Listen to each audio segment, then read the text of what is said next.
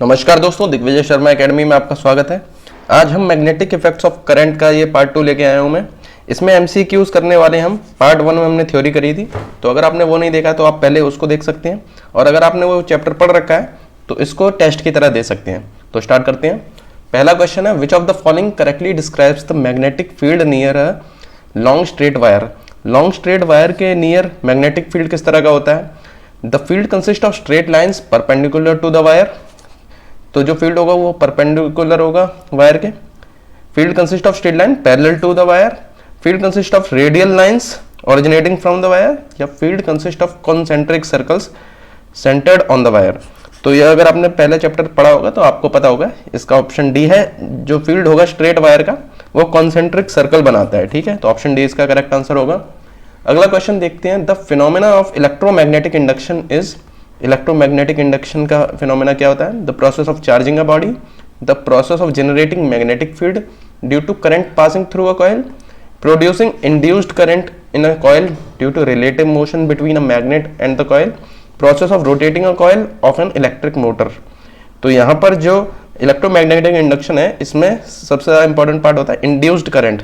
ये current induce करवाता है, तो ये इसका सबसे इंपॉर्टेंट एस्पेक्ट है। तो ऑप्शन सी इसका करेक्ट आंसर हो जाएगा। इलेक्ट्रोमैग्नेटिक इंडक्शन जो है वो इंड्यूस्ड करंट प्रोड्यूस करता है, ठीक है।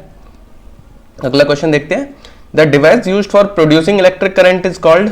तो प्रोड्यूस कौन करता है electric current? Generator, galvanometer, ammeter या मोटर। तो जनरेटर इसका करेक्ट आंसर है। जनरेटर हमारा इलेक्ट्रिसिटी प्रोड्यूस करता है। ये क्या करता है? मैकेनिकल एनर्जी को इलेक्ट्रिकल एनर्जी में कन्वर्ट करता है।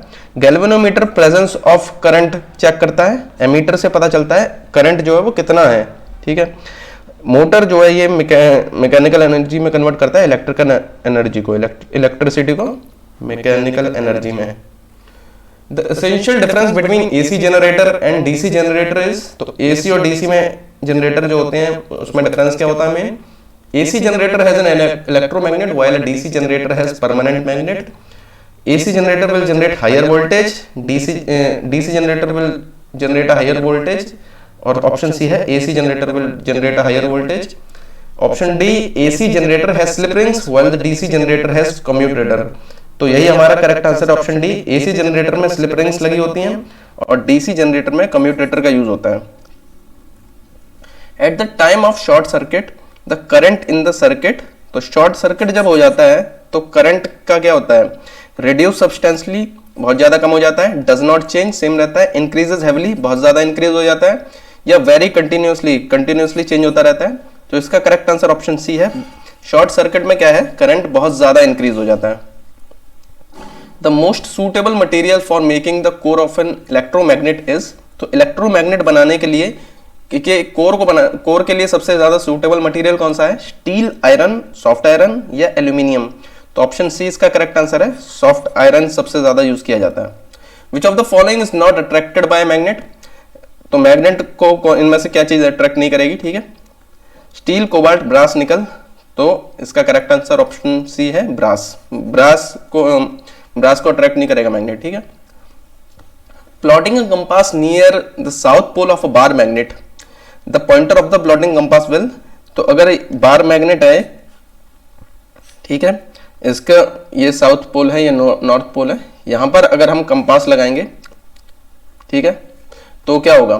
द पॉइंटर विल, पॉइंटर, यहां पर पॉइंटर की बात की है, pointer of plotting compass will point away from the south pole, point parallel to the south pole, point towards south pole, या point at right angles to the south pole. तो option C इसका correct होगा। जो pointer होगा वो towards south पोल हमारा point करेगा, क्योंकि जो साउथ पोल है वो इसके नॉर्थ पोल को, मैग्नेट के वो कंपास के नॉर्थ पोल को अट्रैक्ट करेगा, और जो पॉइंटर होगा वो साउथ पोल की तरफ क्या होगा? पॉइंट करेगा। Two magnetic field lines intersect at neutral point, never intersect each other, intersect near north pole और south pole, intersect at the mid point of the magnet. तो हमने ये पढ़ रखा है, टू मैग्नेटिक फील्ड लाइंस जो होती हैं वो कभी भी मीट नहीं करती हैं, कभी इंटरसेक्ट नहीं करती हैं, never intersect each other. The front face of a circular loop of a wire is north pole, the direction of current is in this face of the loop will be. तो इसको आप ऐसे याद रख सकते हैं, अगर फ्रंट फेस नॉर्थ है, ठीक है, ऐसे करके है, तो इसको हम ऐसे याद कर सकते हैं, इनके पॉइंट को ऐसे बना देंगे, ठीक है। अगर साउथ होता तो इसको ऐसे बना देते हैं, ठीक है। तो डायरेक्शन ऑफ करंट क्या हो जाएगी इसमें, ये देखिए इसको अगर मैं बनाता हूं तो ये ऐसे बनेगा, ठीक है। तो ये एरो नीचे, ये ऊपर, तो ये क्या बन रहा है, ये एंटी क्लॉकवाइज बन रहा है, ठीक है। इसी तरह इसका बनाओगे तो ये क्या बनेगा, ये ऐसे और ये ऐसे, तो ये क्लॉकवाइज हो जाएगा। तो नॉर्थ में हो जाएगा anti clockwise direction of current, और साउथ में हो जाएगा clockwise. Which of the following statement is incorrect regarding magnetic field lines, magnetic field lines के रिगार्डिंग इनमें से क्या स्टेटमेंट इनकरेक्ट है, इनकरेक्ट बताना है। The direction of magnetic field at a point is taken to be the direction in which the north pole of a magnet compass needle point, तो ये correct है। जो उसकी डायरेक्शन होता है वो north pole of a magnetic compass needle जहां पर पॉइंट करता है वही उसकी डायरेक्शन बताता है। Magnetic field lines are closed curve, तो ये हमने देखा है ऐसे करके पूरा क्लोज कर्व बनाते हैं, तो ये भी करेक्ट है। If magnetic field lines are parallel and equidistant they represent zero field strength, तो ये जीरो फील्ड स्ट्रेंथ नहीं दिखाते हैं, ये हमारा गलत है। यूनिफॉर्म फील्ड स्ट्रेंथ दिखाते हैं, अगर पैरेलल और इक्विडिस्टेंस है तो वो यूनिफॉर्म फील्ड स्ट्रेंथ बताते हैं, ना कि zero field strength. Relative strength of a magnetic field is shown by the degree of closeness of the field lines, तो ये करेक्ट है। जितने ज्यादा क्लोज होंगे उतनी ज्यादा ही स्ट्रेंथ इनकी ज्यादा होगी मैग्नेटिक फील्ड की, ठीक है। तो ये हमारा ऑप्शन सी यहाँ पे करेक्ट है, क्योंकि यहाँ पर इनकरेक्ट पूछा गया था। The strength of a magnetic field inside a long current carrying straight solenoid is, तो सोलेनॉइड के अंदर जो होती है स्ट्रेंथ ऑफ मैग्नेटिक फील्ड क्या रहती है, more at the ends at the centre, तो यहाँ पे THAN होगा, ये एंड्स पे ज्यादा होती है सेंटर से, ठीक है। Minimum in the middle, same at all points, हर जगह सेम होगी। Found to increase from one end to another, तो ऑप्शन सी इसका करेक्ट आंसर हो जाएगा। सोलेनॉइड में हर पॉइंट पे क्या है, मैग्नेटिक फील्ड की स्ट्रेंथ सेम रहती है। The force on a current carrying conductor when placed perpendicular in a uniform magnetic field is, तो जो फोर्स होती है करंट कैरिंग कंडक्टर में मैग्नेटिक फील्ड के परपेंडिकुलर रखी जाए तो क्या होता है, तो इसका करेक्ट आंसर हो जाएगा F equal to BIL। B यहाँ पर मैग्नेटिक फील्ड होता है, I करंट होता है और L होता है length of conductor. Appliances that have a metal body are generally connected to earthing wire.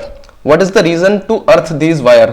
तो earthing किस लिए करी जाती है, to prevent excess of current, to prevent leakage of current, to provide extra current to appliances, to provide high resistance to appliances।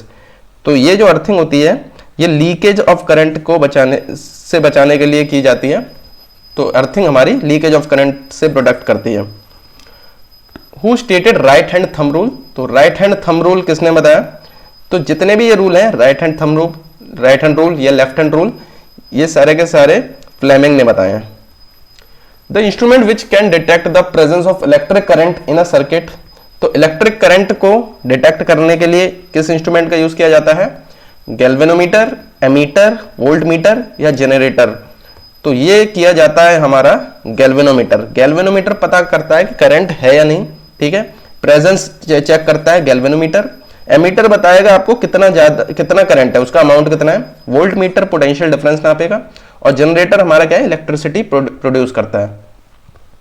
The most important safety method used for protecting home appliances from short circuiting और overloading, तो short circuit और overloading से क्या चीज बचाती है appliances को, earthing, use of fuse, use of stabiliser या फिर use of electric metre.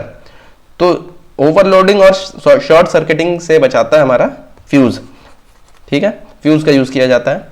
The direction of induced current is given by, induced current का डायरेक्शन कैसे हम पता करते हैं, Fleming's right hand rule, Fleming's left hand rule, right hand thumb rule या फिर left hand thumb rule.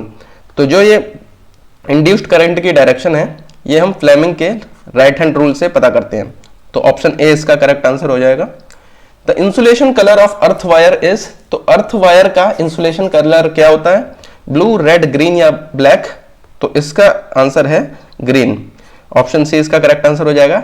Green ये earth wire होता है हमारा, ठीक है, रेड लाइव वायर होता है और ब्लैक हमारा न्यूट्रल वायर होता है, ठीक है। तो हमारे क्वेश्चन यही खत्म होते हैं। अगर आप एंड तक बने रहे तो आपका बहुत बहुत थैंक यू।